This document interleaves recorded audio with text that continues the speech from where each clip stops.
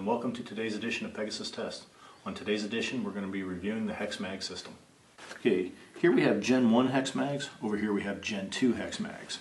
And your real difference between these two magazines is right here. The cut that's been put into this sides of the magazine to allow you to use a GI stripper clip guide or a Maglula strip lula. The Gen 1 doesn't have that. Also, Gen 2 plastic, in my opinion, seems a little slicker than Gen 1 plastic. But that's totally a personal thing. I may be off base on that, I freely admit. Also in the Hex Mag system, you have grip tape. Here I have black Hex Mag grip tape. They also make it in gray. The tape is pre-cut into hexagons for you to apply to the spaces on the magazine. Be advised, you will have to trim the pieces, which I've done with varying degrees of success, to make them fit in the hexes that are not complete. The other part of the Hex Mag system over here is the color identification system. They come in packs of 4, and it allows you to change the color of the follower and the end plate, so you can color code your magazines. They come standard when you purchase the Hex Mag with an orange follower and end plate. And you can use the different colors for different reasons. For example, you could use orange for your 300 blackout magazines. You could go ahead and change it to a royal blue, say for your 55 grain load. They have a zombie green color, which would go with your green tip 62 grains, and maybe yellow for your 77 grain loads, etc., etc. Wherever your imagination will take you is how you can use the color codes. I personally went and got the black because out in the field, this big orange dot I find to be annoying. So I'm going to go ahead and we're going to switch these out and show you how easy it is to do. We've gone ahead and disassembled one of the Hex Mags here to go over the major parts. So we have the Hex Mag body here itself, we have the floor plate, we have the mainspring, we have the follower, and the latch plate. Now what we're going to do is go over disassembling the magazine and changing the floor plates and followers to a different color. One of the advantages of the Hex Mag system is it's easy to disassemble. Matter of fact, it's the only magazine I can think of off the top of my head that you can disassemble without having to use a set of tools. Just press in on the hex on the bottom, slide the floor plate forward, bring your other finger around to catch the spring, and slowly release the tension. Pull out the spring, the follower will follow. So we have the magazine disassembled now. What we're going to do is go ahead and use the Hex Mag color identification system to switch out the latch plate and follower from orange to black.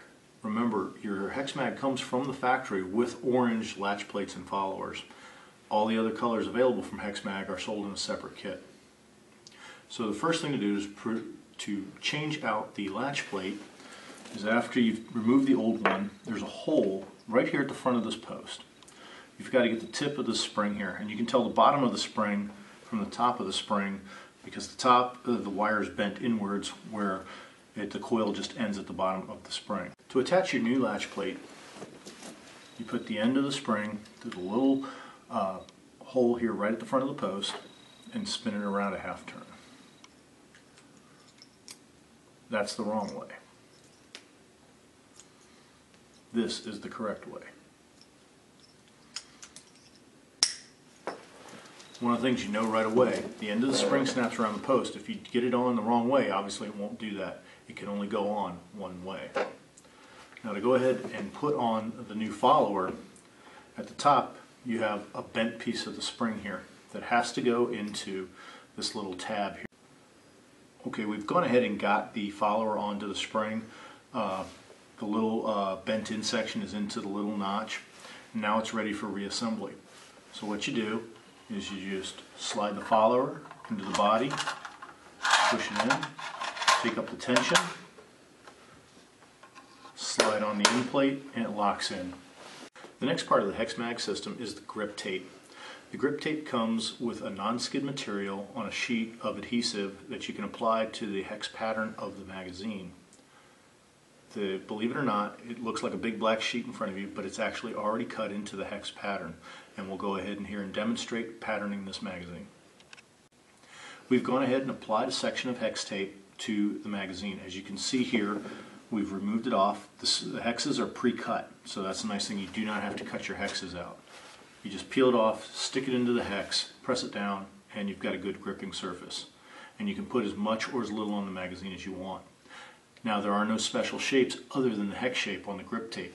So if you want to fill in these sections here with grip tape, you've got to trim it down to what you need. So here we have 3 Hex Mags in front of us. We have one that has no grip tape applied. We have a Gen 2 magazine with partial grip tape, and a Gen 1 magazine completely covered in grip tape. The good news about the grip tape is, if you're fitting it inside the hex pattern, it does not interfere with the operation of your rifle. I'm not sure if it comes through in the video, but right here is a line on the magazine, and that's where the edge of the magazine well will be on a Hex Mag. This Gen 2 mag, I didn't go past that line. The hex tape went right up to it.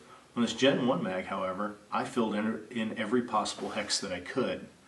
It has no detrimental effect on your weapon. The magazine here will fall free just as easily as this one, just as easily as this one.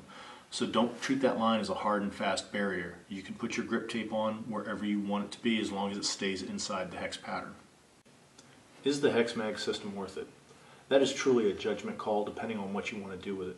The great news about the Hex Mag is it works. I've been using it for several months now, both Gen 1, Gen 2, and I have had no jams or malfunctions in my rifles related to the magazine. They have performed flawlessly. So the most important thing that it's supposed to do, it does very well. The cost of a Hex Mag right now is you can find for about $10, give or take a buck here or there. The grip tape itself comes 1 sheet per package, and you get enough grip tape to cover 1 magazine.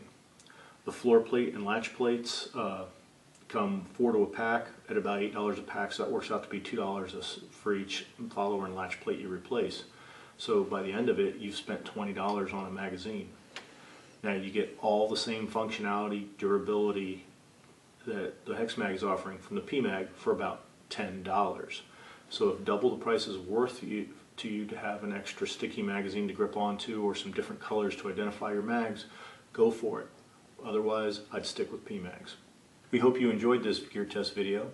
We hope you comment, like, and subscribe, and tune in again to Pegasus Test for future gear test videos.